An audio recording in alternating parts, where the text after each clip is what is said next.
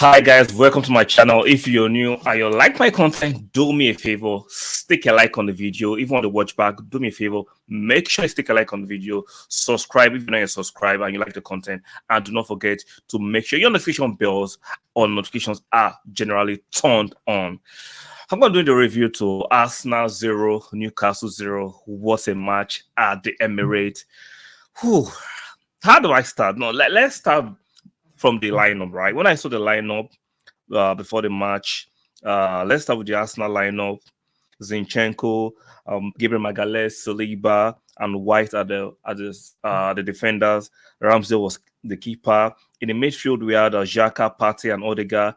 In the attack, we have Saka, Nketiah, and Martinelli. So let's go through the Newcastle lineup real quick too. Their goalkeeper was Nick Pope. In the defense, they had Dan Brown, Bodman, Shearer, and Trippier, Longstaff, Guimaraes, and Willock in three in the midfield, and three in the attack were Joelinton, Wilson, and Almiron. Those were the starting 11 of both teams. The game was a very interesting game. Arsenal started as quick as possible. The first 6 minutes, was dominated by Arsenal. Even though when it got to the 15 to 20 minutes, we see our possession, but we're a bit slow. Now, we know Newcastle is a very good team. They've considered the least goals in English Premiership this season. I was expecting us to continue the tempo and be more incisive, but after the first 10 minutes, we were over them like rush and we didn't score. We're still attacking, but we're a bit too slow. So they're able to regroup all the time and keep their backs up for or sometimes 7 or 9. Sometimes they were very deep in their defending, and we couldn't break those lines. Now, Odegaard, that shot, he should have done better in my opinion, and he didn't, and he didn't hit the target. There were not many big chances in the first half, to be real. If you look at it, right, in the third minute, we had a shot by Gabriel Martinelli from his right foot, and that was blocked.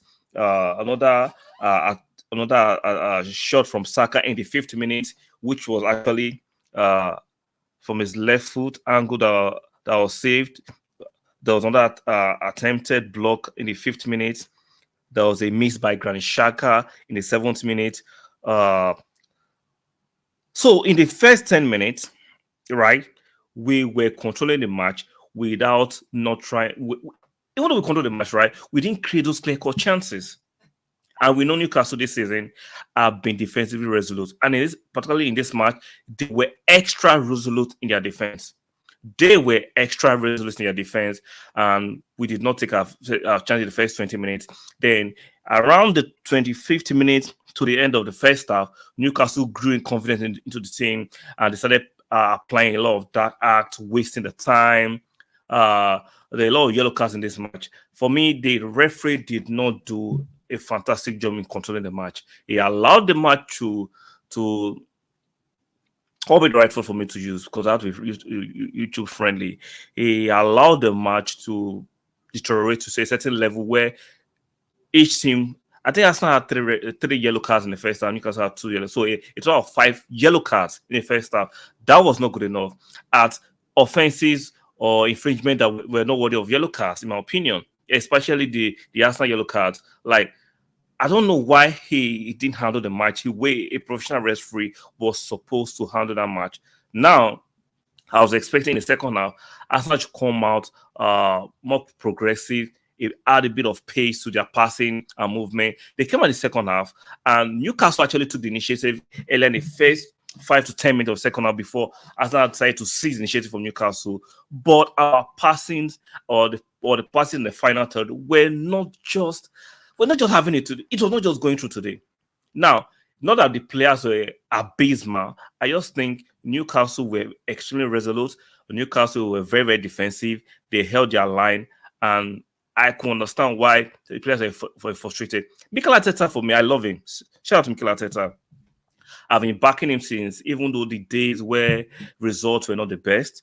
But I think his demonstrations on the touchline and his antics for me was transmitting frustration to the players as quick as possible. Now, I get it. He wants to win the match. I get you at top of the league. We need to consolidate. At the same time, you need to make sure you maintain the decorum and let the players know that even though they've not scored, even though Newcastle are being dogmatic and stubborn, that if you keep on doing what you are doing well, you can get a breakthrough. But by him remonstrating on the touchline, jumping and arguing with the fourth official for me was transmitting negative energy to the team. As in, I did not enjoy that part of Arteta's antics today. I'm sorry about that. I did not enjoy that part of Arteta's antics. Like, why was he doing that? He didn't need to do that. He did not need to be remonstrating aggressively on the touchline. Like, let's not forget, he did similar thing at Anfield last season where we were walloped. Before that, we're actually holding on until we were walloped. He did that against Manchester City the beginning of last year. So he needs to calm down. Like, I still respect Arteta. I think he's a fantastic manager, but he needs to calm down on the touchline antics. Now, for Newcastle, they came and they were deploying a lot of dark arts, wasting time, feigning injury, any small touch, they will try to lay down on the gaff and try to eat up the time. They were very frustrating.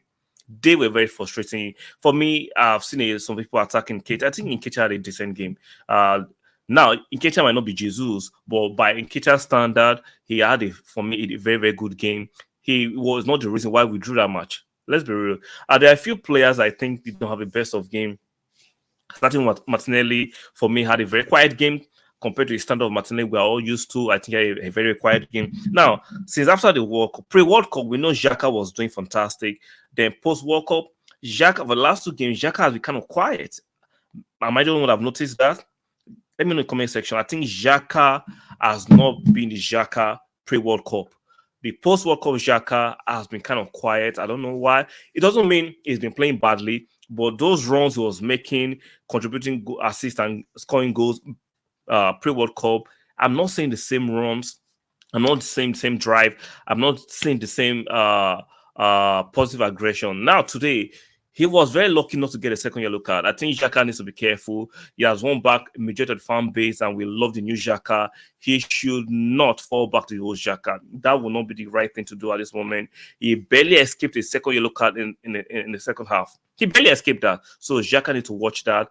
I'm happy like Saliba and Saka did not accumulate another yellow card that have made them impossible to feature against for me against Spurs the next Premier League game, because they are both on 4 yellow cards.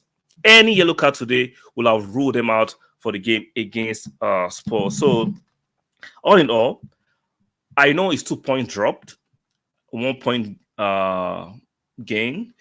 I know some of you are very angry. I think we should not get too hysterical about the fact that we dropped 2 points. Like I said, Newcastle are a decent team.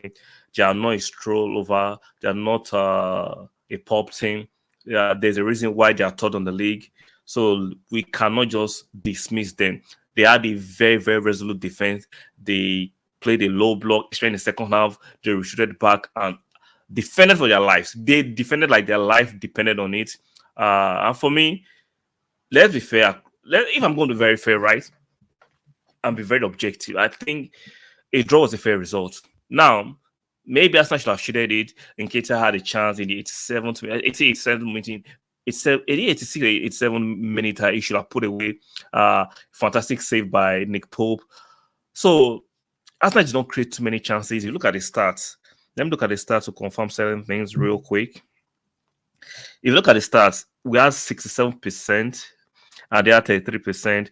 Now, shots on goal, we had 17 shots with only 4 on target. It shows you how limited we were in terms of shot on target in the match. Newcastle had 8 shots with just 1 on target. Now, look at the yellow cards. Arsenal had 4 yellow cards, while Newcastle had 5 yellow cards. It shows you how defensive, how provocative, how kind of dirty, if I'm allowed to use that word, the game was kind of rough.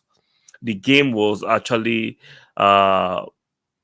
relegated into a kind of time-wasting tactic. Was deployed, feigning injury was deployed, kicking the ball out of play, Arteta confronting Eddie Howe on touchline. All kinds of shenanigans was actually deployed in this match. For me, Arsenal needs to show a bit of maturity, because when you begin to argue too much with the referee and debate which one a foul or no foul, you begin to lose focus of the game. And I think lack of focus purely on the game, and by allowing Newcastle to drag the game into a bit of shenanigans and shithousery, made us lose some kind of focus on the game. Like I said, I'll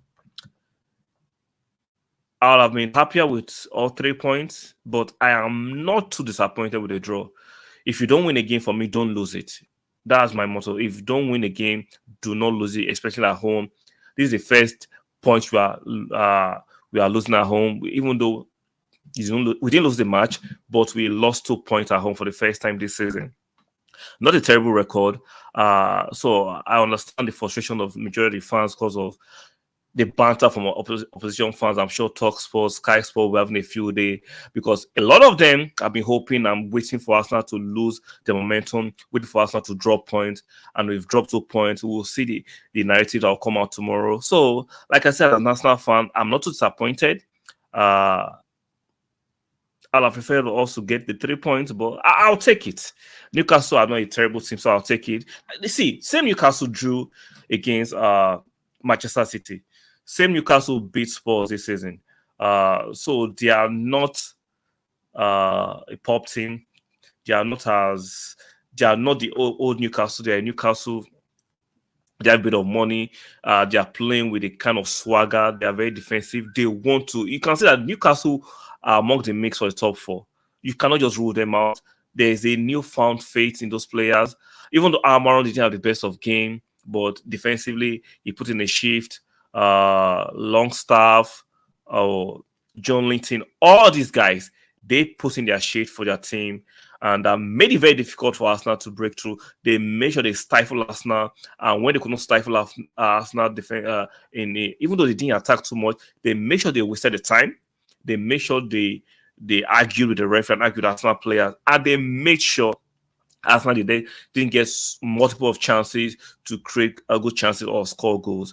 So for me, Arsenal fans, let's calm down. I know the banter has started by opposition fans who want us to lose games and draw games. I know some of you will be going by the narrative of, if we are drawing against Newcastle, what can we do against Spurs at the Sports Stadium? Let's count. See, games are not identical that way. We could go to this Sports Stadium and win there, even though I know for the past few years we've not had a good record playing Spurs away. But it could change it this season. It could change. So let's calm down. Like I said, let's not get too hysterical. Yes, it's 2 points drop. We can go to Spurs and win. Now, regarding the bench was very thin. So let me look at the bench and read the bench. Who had on the bench? We had on any on the bench: Karen Tierney, Rob Holding, Mark Turner, the goalkeeper, Sami Lokonga, Tomiyasu, Fabio Vieira, Marquinhos, and Butler Oyedeji. Now, if you look at the bench, Arteta made just one substitution, which was in the 76 minutes. Sorry, Arteta just made one substitution in 76 minutes, bringing on Tomiyasu for Ben White. That was the only sub Arteta made in the game. A lot of people were questioning why was Fabio Vieira not brought on. In my opinion, I think Fabio Vieira would not have done well in a very physical game. Let's not forget, Newcastle were very physical and robust in that game. And we know how Fabio Vieira have not physically adjusted. I'm not saying he would have made a difference, but I just think physically he would have actually made an impact in that game. So you do not want to actually hurt the momentum we had during the game. So I understand the logic why he didn't bring Fabio Vieira, because there's been a lot of narrative about, it's also Arteta doesn't rate Fabio Vieira. Maybe Fabio Vieira is just Edu signing. Let's not do that. Let's not do that. It's just my opinion. I might be wrong, and your opinion might be wrong, but I think Fabio Vieira was not introduced to that game because that game was very, very physical. And we know how free, how lightweight Fabio Vieira is still. He's still a young man. He needs to bulk up. For me, it is a sense for him to acclimatize the English Premiership and the physicality of the English Premiership. So I understand perfectly why he wasn't introduced. into the fray, especially in a physical match like that. You want your players who are strong, who are used to the rigors of the English Premiership, who are used to the temperament of the English Premiership, who are used to the pushing and shoving of the English Premiership. So I understand why he wasn't brought on in that game. So let's not go by this false narrative of Mikel Arteta did not sign him. He didn't like him, so he did sign him. I think that's kind of people looking for narratives to push. They're looking for propagandas to push. So I do not subscribe to that, and I don't think anybody with a bit of sense should subscribe to that. Let's look at the table real quick. If you look at the table, you can see Arsenal have played 17 games. We've won 14. We've drawn 2 and lost 1. So that's not too bad. Newcastle are third. They've played 18 games, more than us. They've won 9. They've drawn 8. This is a lot of draws, and they've lost 1. Very defensive team, and they have 35 points. So it's not doom and gloom. We know Manchester City will be playing Chelsea. Give me a minute. We know Manchester City will be playing Chelsea in the next few on Thursday, right? Where's Chelsea?